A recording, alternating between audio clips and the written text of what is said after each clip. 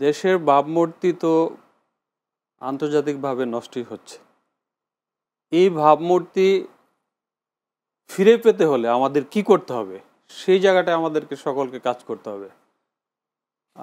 আপনারা মিডিয়া আছেন, আপনাদেরকে কাজ করতে হবে। আমি একটু অন্য পরিপ্রেক্ষিতে যাচ্ছি।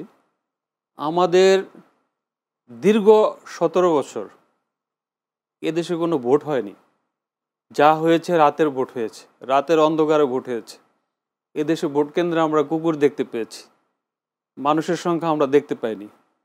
তারপরে দেখছি যে 300 আসনের মধ্যে 280, 85, 90 আসন নিয়ে তারা সরকার গঠন করছে। It's okay. এই যে 17 বছর আমাদের দেশে কোনো একটি জনগণ ভোট দিতে পারেনি। যার বয়স আজকে 18, সে কিন্তু ভোটার হবে। সেই 18 বছর বালক তখন 1 বছর বয়স তার। তো সে প্রথম ভোটটা দিবে। আজও অনিশ্চয়তার মধ্যে আছে, যে অনেকে প্রশ্ন করে ফেব্রুয়ারিতে ভোট হবে কি হবে না।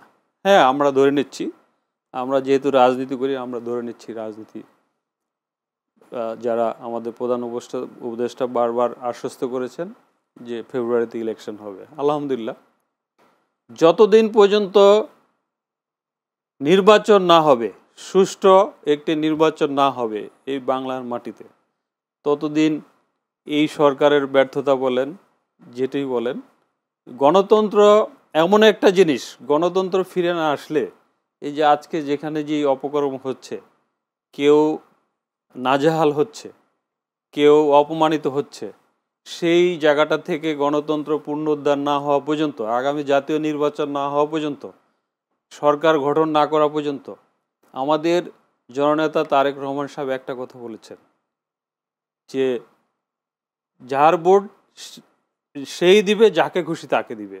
বাংলাদেশ জাতীয়তাবাদী দল বিশ্বাস করে না যে গণতন্ত্রের বিপক্ষে কোনো অবস্থান বিশ্বাস করে না, গণতন্ত্রের পক্ষে সহ অবস্থান বাংলাদেশ জাতীয়তাবাদী দল বিশ্বাস করে।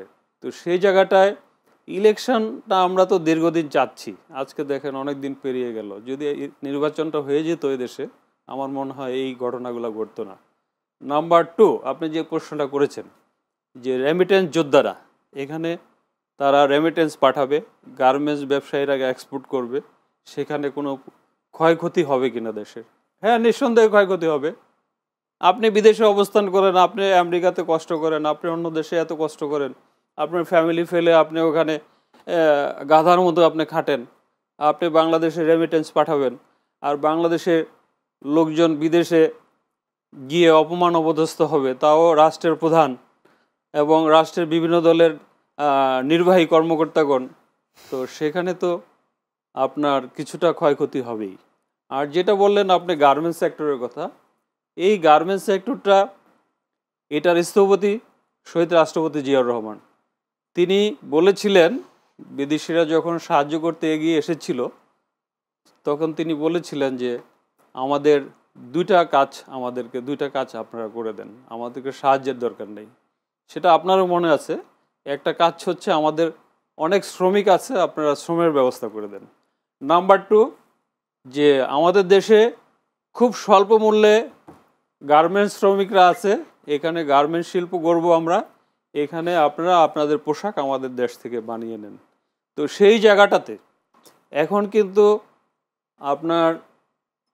আমরা দেখতে পাচ্ছি যে চায়না থেকে রপ্তানি করলে আমেরিকাতে 50%, 50% তাকে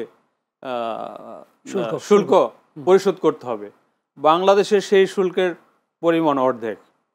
ইভেন আমার জানা মতে চায়নার অনেক ব্যবসায়ীরা, ইন্ডিয়ার অনেক ব্যবসায়ীরা, প্রতিবেশী দেশ ইন্ডিয়ায় কিন্তু তাই শুল্ক আমেরিকাতে 50% আরোপ করেছে, আপনারা জানেন। সেই ইন্ডিয়ান ব্যবসায়ীরা চাইনিজ ব্যবসায়ীরা বাংলাদেশে অর্ডার দিয়ে এখান থেকে আপনার গার্মেন্টস নেওয়ার চেষ্টা করতেছে। এটা একটা ভালো উদ্যোগ।